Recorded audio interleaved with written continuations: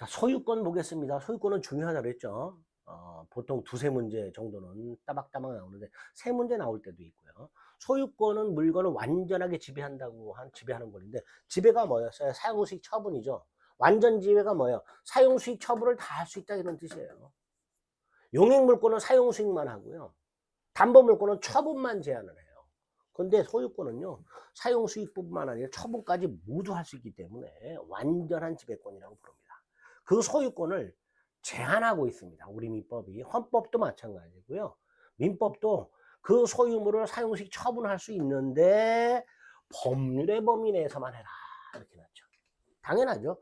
소유권을 무한정 인정하면요, 전 세계는 악의 다툼이 될 거예요. 그죠? 그래서 법률의 범위 내에서만 사용수익 처분할 수 있도록 일정한 제한을 가하고 있습니다. 그 소유권 제한 중에서 뭐 헌법적 근거가 있고요. 헌법에서 제한할 수 있도록 하고 있고, 아까 민법에서 법률의 범위 내에서 제한하라고 돼 있고, 그 다음에 특히 토지 소유권의 상하의 범위를 제한하고 있어요. 토지 소유권. 지상 몇 미터까지, 지하 몇 미터까지 이렇게. 근데 구체적으로 몇 미터라고 하고 있지는 않고요. 그냥 정당한 이익이 범위 있는 범위 내에 이렇게 놨어요. 토지 소유권은 정당한 이익이 있는 범위 내에서 토지의 상하에 미치도록 하고 있습니다.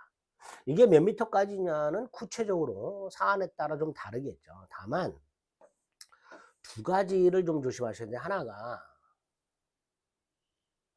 이 미채굴 광물이라는 거예요. 미채굴 광물. 아직 채굴하지 않은 광물. 이 미채굴 광물은요, 토지의 구성 부분이 아닙니다. 광업법이라는 법이 따로 있어요. 그래서 광업권의 객체가 되어 있기 때문에 토지 소유권 혜택이 미치지 않아요. 또 하나가 온천수를 포함하는 지하수인데요. 온천수는 지하수 일종입니다. 그리고 이 지하수는 토지의 일부예요. 그래서 정당한 이익이 있는 범위 내의 온천수를 포함하는 지하수, 토지의 일부라고 생각하시면 돼요. 그래서 토지 소유권의 객체가 되기 때문에 지하수라든가 온천수에 대한 별도의 권리를 인정하지 않는 거예요.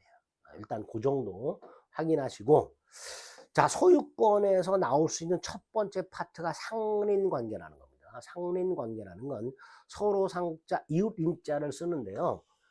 인접한 부동산 소유자 사이에, 특히 경계 부분에서 충돌할 수 있는 여지가 굉장히 많지요. 그걸 조절하는 관계를 상린관계라고 합니다. 이 상린관계는 소유권의 규정을 두고 있고요. 다른 물권에 준용하도록 하고 있습니다. 두 번째, 건물의 구분 소유자, 아파트 같은 경우 앞집, 옆집, 윗집, 아랫집 충돌하죠. 그걸 조절하는 관계도 상린관계가 되는 거예요. 다만 이 건물의 구분 소유자 간의 상린관계는 집합 건물의 소비 관리 관한 법률이 따로 마련되어 있으니까 그걸 적용하면 됩니다. 자, 어쨌든 상린관계란 인접한 부동산 소유자 사이에 경계 부분의 충돌을 조절하는 관계다라고 생각하시면 되고, 이 상린관계가 조문이 굉장히 많아요. 이 조문 중에서 시험에 가끔 등장하는 조문이 있어요. 그건 이제 시험에 임박했을 때 암기를 좀 몇 개 해주셔야 되고요. 상린관계 중에 권리가 몇 개 나와요.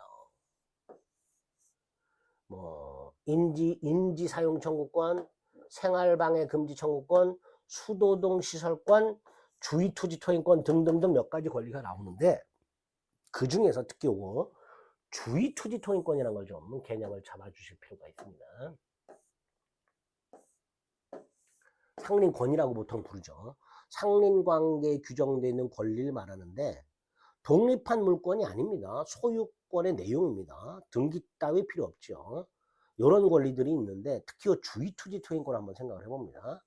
219조와 220조가 있는데요. 219조만 생각을 해봅니다. 두 가지 경우를 생각해 보시면 돼요. 땅이 이렇게 인접을 해 있는데요. 여기 공로예요. 근데 갑소유 땅이 맹지야. 요 경우 하고요. 역시 여기가 공로고요. 공로란 이제 일반인이 통행하는 도로를 말하죠. 일반인의 통행. 갑수유 땅과 을수유 땅이 이렇게 인접을 되어 있는데, 이 갑수유 땅으로부터 공로로 출입할 수 있는 통로가 있긴 있어요. 맹지는 통로 자체가 없는 거고요.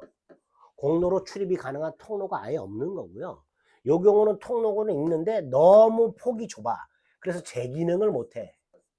이런 경우 두 가지를 한번 생각을 해봅니다. 요걸 생각하면서 219조를 읽어볼게요. 어느 토지, 갑소유 토지와 일반인의 통행이 허용된 도로 사이에 그 갑소유 토지 용도에 필요한 통로가 없는 경우에 이렇게 돼 있어요. 여기서 그 토지 용도에 필요한 통로가 없다라는 건 아예 통로가 없는 경우도 있을 수 있고요. 통로가 있긴 있지만 제 기능을 못하는 경우도 있을 수가 있어요. 그러면 첫째 맹지 경우에는 그 토지 소유자 갑은 주위의 을소유 토지를 통행하거나 통로로 하지 않으면 공로 출입이 불가능하죠. 맹지 경우에는. 반면에 오른쪽은 어때요? 통행은 가능한데 돈이 너무 많이 들어요. 그죠? 예를 들어서 폭이 너무 좁아. 갑이 겨우 왔다 갔다 할 수는 있어. 근데 왔다 갔다 할 때마다 여기 벽이 있어. 벽에 옷이 쓸려. 그래서 한번 왔다 갔다 할 때마다 옷을 사야 돼. 이렇게 낑겨서 왔다 갔다 할 때마다. 그러니까 을소유 땅을 통행하지 않으면 왔다 갔다 할 때마다 옷을 사야 되니까 돈이 너무 많이 들죠. 이런 경우. 이렇게 갑소유 땅과 을소유 땅이 인접해 있고 갑소유 땅으로부터 공로로 출입할 수 있는 통로가 아예 없거나 있지만 제 기능을 하지 못할 때 그걸 말하는 겁니다. 갑은 을소유 땅을 통행할 수 있어요. 을의 동의나 승낙을 받을 필요가 없어요. 을에게 통행을 청구하는 게 아니에요. 통행할 수 있어요. 심지어 통로를 개설할 수도 있어요. 없는 통로를 만들 수도 있어요. 다만 을의 손해가 가장 적은 장수와 방법을 택해야 되겠죠. 그리고 을의 손해를 보상하도록 하고 있습니다. 이런 걸 주의토지 소유권이란다. 개념 확인하실 수 있겠죠? 이렇게 상린관계 주의토지 토인권이라는 게 있다. 이게요 대법원 판례가 굉장히 많아요. 토인권이 인정되냐 안 되냐 갖고 싸워요. 갑과 을 사이에. 인정된다면 어느 정도 폭이 인정되느냐 갖고 싸워요. 보상 갖고도 싸우고요. 토인권 소멸 여부 갖고도 싸웁니다. 이렇게 조문을 덜렁 이런 거 하나 만들어 놓다 보니까 토인권 인정 여부, 범위, 폭, 보상 여부, 그 다음에 토인권 소멸 여부 등등과 관련해서 당사자 간의 다툼이 있게 되고요. 그 다툼을 대법원이 판결해 놓은 것들이 있습니다. 그런 것들을 나중에 기본 과정에서 살펴보시게 됩니다. 개념 기초 과정에서 확실하게 잡아둡니다. 자, 좀 전에 보상하라 그랬죠. 유상토인권이죠. 예외적으로 무상토인권이 있습니다. 이 무상토인권도 두 가지 경우예요. 공유 토지를 분할했거나 토지 일부만을 팔아먹었는데 맹지가 생겼을 때 그 당사자 사이에서는 보상 의무가 없다라고 되어 있는데 이건 나중에 살펴볼 겁니다. 일단 기초 과정에서는 유상토인권만 머릿속에 생각해 주시기 바랍니다. 자, 이렇게 상린관계상 하나 나올 수 있고요. 그 다음에 이제 소유권 취득이 있죠. 자, 소유권 취득도 물권 변동의 일종이고 소유권 취득의 원인은 두 종류가 있죠. 법률 행위와 법률 규정. 특히 우리 민법은요. 상속 같은 것 이외에 따로 취득시효, 무주물 선점 유실물 습득 매장물 발견, 첨부라고 해서 부합호나 가공이라는 제도가 있어요. 요런 경우에 요러한 요건을 갖추게 되면 요 사람이 소유권을 취득한다라고 규정을 두게 있어요. 규정. 요게 이제 집중해서 시험 문제 나오고요. 요 법률 규정, 즉 따로 요런 경우에 소유권을 취득한다라고 규정하고 있는 것 중에서 취득시효하고 첨부 중에서 요 부합이란 요놈 여기 도대체 뭘까? 요게 시험에서 집중해서 나옵니다. 특히 취득시효는 거의 매년 나온다고 보시면 돼요. 어쨌든 소유권 취득 원인은 크게 두 가지가 있다. 법률 행위와 법률 규정이 있다. 법률 규정은 상속 같은 걸 말하는데 민법이 따로 규정한 게 있다. 취득시효, 무주물 선점, 유실물 습득, 매장물 발견, 부합, 혼화, 가공이라는 제도가 있다. 이렇게 머릿속에 틀을 잡아 두시고 그 중에 나머지는 조문만 간단히 나중에 확인하시면 되는데 내용을 깊이 있게 보셔야 되는 게 취득시효와 첨부라는 겁니다. 그 중에서 기초회전에서는 취득시효가 뭘까? 기초니까 이것만 한번 확인해 보겠습니다. 원래 시효라는 것은요. 시효라는 것은 일정한 시간이 경과했을 때의 효력이라고 해서 일정한 시간이 경과했을 때의 효력이라고 해서 시간이 흘렀다. 어떤 일정한 시간이 흘렀다는 그 사실로 권리를 소멸시키기도 하고 권리를 취득시키기도 합니다. 그래서 각각 소멸시효, 취득시효 이렇게 부르는 거예요. 시효라는 건 일정한 기간 경과의 효력이다. 일정한 기간의 경과했을 때 권리가 소멸되는 제도가 소멸시효고 권리를 취득하는 제도가 취득시효다. 그 중에 소멸시효는 우리 시험 범위가 아니고요. 취득시효만 우리 시험 범위입니다. 개념이 이렇죠. 물건 또는 권리. 자, 물건만 생각합니다. 물건을 점유하는 상태가 일정 기간 계속되는 경우에 그 점유하는 자가 진짜 권리자냐와 상관없이 권리 취득하는 효과가 생기는 제도. 예를 들어서 갑소유 땅과 을소유 땅이 있는데 을소유 주택이 이렇게 지어져 있어서 요만큼의 갑소유 땅을 을이 점유하고 있더라 말이죠. 건물의 부지는 건물 소유자가 점유한다가 판례예요. 건물의 부지는 건물 소유자가 점유한다가 대법원인데, 그러니까 결과적으로 저 빗금 쳐 있는 갑소유 땅을 을이 점유하고 있는 상태가 되는 거예요. 갑소유 땅과 을소유 땅의 경계는 여기인데 나중에 갑이 측량을 해봤더니 을소유 건물이 자기 땅을 이만큼 침범해 있으니까 철거하라 이렇게 청구하겠죠. 철거하고 땅을 돌려달라. 그런데 을이 요 갑소유 땅을 이렇게 점유하고 있는 상태가 20년 이상이었어.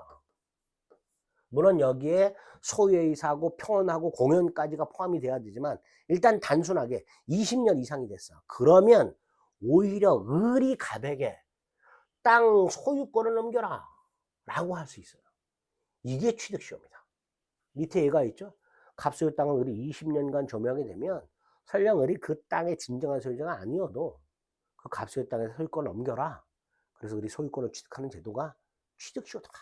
이렇게 생각하시면 됩니다. 갑의 입장에서는 황당하게 짝이 없는 제도지만 이런 제도가 있더란 말이죠. 그 취득시효가 우리 민법에 3가지 유형이 있습니다. 부동산은 2개가 있어요. 점유취득시효와 등기부취득시효가 있고요. 동산은 점유취득시효만 있는데 기초과정에서는 취득시효 개념과 그 개념을 요걸로 이해를 해보자만 요걸로. 점유취득시효 부동산. 조문 볼까요? 이렇게 돼 있어요. 20년간 소유의 의사로 평온하고 공연하게 점유한 자. 20년간 점유, 소유의 의사로 점유, 평온하게 점유, 공연하게 점유. 이게 뭐예요? 점유 태양이죠. 갑소유 땅을 을이 점유합니다. 점유권 인정돼요. and 20년간 점유, 소유의 의사로 점유, 평온하게 점유, 공연하게 점유하면 플러스 소유권도 취득할 수 있게 했습니다. 점유 태양이라 그랬죠? 네. 이게 부동산 점유 취득시효 제도입니다. 자, 어쨌든 유형은 그렇게 돼 있고요. 취득시효 개념과 유형 중에서 부동산 점유 취득시효 조문 가지고서 이런 게 취득시효구나. 근데 역시 주의투지 토행권과 마찬가지로 점유 취득시효도 갑하고 을 사이에 분쟁이 생기겠죠. 그러다 보니까 다툼이 대단히 많고 판례가 굉장히 많이 쌓여 있게 됩니다. 이런 게 취득시효다. 이렇게 개념만 잡아주시면 됩니다. 그 다음 취득시효에서 소유권을 취득합니다. 예를 들어서 갑소유 땅을 을이 점유를 시작해요. 20년이 됐어요. 이걸 시효 완성이라고 합니다. 그럼 을은 등기함으로써 소유권을 취득하니까 을은 이전 등기 청권이 생겨요. 소유권 이전 등기 청권. 요거를 이제 점유 취득시효 완성으로 인한 이전 등기 청권이라고 불러요. 점유취득시효 완성으로 인한 이전 청구권이라고 하는데, 자, 이 상태에서 그 이전 등기를 청구했더니 갑이 순순히 을에게 등기를 넘겨줘요. 자, 을은 소유권을 취득합니다. 그 소유권을 언제부터 취득하는 거냐? 점유 개시 시로 소급합니다. 그래서 소유권 취득의 소급표라고 해서 소유권 취득 효과는 언제로 소급한다? 점유를 개시한 때로 소급한다. 등기하면 소유권을 취득하고 등기함으로써 그 다음에 이 소유권 취득의 시기가 점유를 개시한 때로 소급을 하도록 하고 있다. 이렇게 취득시효 개념 및 효과까지 간단히 확인해 주시면 되고요. 선점, 무주물 선점을 말하고 습득, 유실물 습득을 말하고 발견, 매장물 발견을 말하는데 나중에 조문만 확인하시면 됩니다. 이런 제도도 있구나 정도 논두장 찍고 넘어가시면 됩니다. 소유권의 효력이란 건 소유권에 기초한 물권적 청권이고요. 우리가 점유권에서 점유보호 청권 이런 거 봤죠. 점유물 반환 청구권, 점유물 방해 제거 청구권, 점유물 방해 예방 청구권. 소유권에도 소유물 반환 청구권이 있고요. 자, 우리 지난 시간에 봤던 점유물 반환 청구권하고 조문이 다르죠. 기억나세요? 점유물 반환 청구권은요, 점유가 침탈당해야 돼요. 근데 여기는 침탈이라는 말이 있어요, 없어요? 없지. 또 점유물 반환 청구권은 침탈당한 날부터 1년 내 행사라고 돼 있었죠. 여긴 그런 거 있어요, 없어요? 없어요. 그러니까 나중에 기본 과정 가서 이 두 개를 비교하실 수 있으면 돼. 기초 과정에서는 점유권뿐만 아니라 소유권에도 소유물 반환 청구권, 소유물 방해 제거 청구권, 소유물 방해 예방 청구권이 있구나. 요 정도 개념만 잡아주시면 됩니다. 소유권의 마지막이 제일 중요한 게 공동소유권입니다. 이것도 아주 중요해요. 공동소유 중에 공유가 아주 또 중요합니다. 공유 외에 합유와 총유라는 게 있어요. 공동소유는 물건이 하나예요. 소유권도 하나야. 물건이 하나고요. 소유권도 하나야. 근데 소유자가 여러 명이야. 여기 이제 수인이라고 해요. 요 소유자들 사이에 어떤 관계가 있느냐에 따라서 이렇게 셀로 나뉘는 거예요. 그리고 합유하고 총유를 뺀 나머지가 공유입니다. 합유하고 총유를 뺀 나머지가 공유인데 개념만 잡습니다. 합유는요, 갑과 을이 동업을 해요. 이걸 조합이라고 해요. 동업관계를 조합계약관계라고 해요. 자, 갑과 을이 돈을 출자해서 폐차장을 동업한다. 그래서 폐차장 부지를 샀다. 이 부지가 누구 거냐? 갑과 을의 합유라고 부르는 거예요. 갑과 을의 합유. 자, 합유는 동업자 간의 물건 소유 형태, 동업자 간의 물건 공동 소유 형태를 합의를 한다. 딱 여기까지만 기억하세요. 총유. 자, 단체가 있는데요. 이 단체가 설립 등기를 하면 사단 법인이 되고요. 설립 등기를 안 하면 비법인 사단이 됩니다. 단체에 짱이 있고 사람이 모여서 짱을 만들고 짱이 있고 규칙이 있고, 그죠? 단체 내부 규율이 있고, 그 다음에 구성원의 변동이 있다 하더라도 그 단체의 목적이라든가 이런 게 변화가 안 될 때, 변화가 없을 때 그걸 단체라고 보통 부릅니다. 근데 어쨌든 사람이 모여있는 단체가 있는데 이 단체가 설립등기하면 사단법인이 됩니다. 설립등기를 안 하면 비법인 사단이 돼요. 비법인 사단이라는 건 권리 능력이 없다라는 거예요. 이때요, 비법인 사단. 예를 들어서 A학교 동창회가 단체죠? 설립등기를 안 했어요. 비법인 사단이죠? 회비 모아서 동창회 건물을 샀어요. 이 건물이 누구 소유냐의 문제가 생겨요. 근데 A학교 동창회는 설립등기를 안 했으니까 권리 능력이란 게 없어요. 권리가 없어요. 그러니까 이 건물 소유권을 가질 수가 없어요. 그래서 어떻게 해요? 회원 공동소유가 되는 거예요. 동창회원 공동소유. 요 회원을 비법인 사단의 구성원이잖아요. 요걸 이제 사원이라고 부릅니다. 이렇게 비법인 사단 사원의 공동 소유가 총유입니다. 정리. 동업자 간의 공동 소유 합유. 비법인 사단 사원 공동 소유 총유. 그럼 공유는 그냥 공동 소유. 여러 사람이 공동 소유하는데 동업 관계도 아니고 비법인 사단 구성원도 아닐 때 대표적으로 상속인들 생각하시면 돼요. 갑이 A 토지를 갖고 있다가 사망을 했는데 자식 셋 을병정이 상속을 받았어요. 이 셋이 뭐가 되는 거예요? A 토지 공유가 되는 거예요. 이렇게 하나의 물건에 하나의 소유권이고 소유자가 여럿 있을 때 그 소유자 사이에 어떤 관계가 있느냐에 따라서 공유, 합유, 총유로 나누는데 합유는 동업자 간의 공동 소유고 총유는 비법인 사단 구성원 공동 소유고 합유도 아니고 총유도 아닌 걸 뭐라 한다? 공유로 한다. 딱 요렇게만 기초과정에서는 공동 소유 개념을 잡아주시면 되겠습니다. 밑에 몇 가지 더 있는데요. 읽지 마시고 이렇게 공유, 합유, 총유의 개념 정도만 확실하게 잡아주시면 되겠습니다. 여기까지가 소유권의 내용이다 라고 생각하시면 됩니다. 이제 제한물권, 용익물권과 담보물권이 어떤 건지 그 개념 보시면 됩니다. 자, 용익물권은 시간을 좀 달리해서 살펴보겠습니다.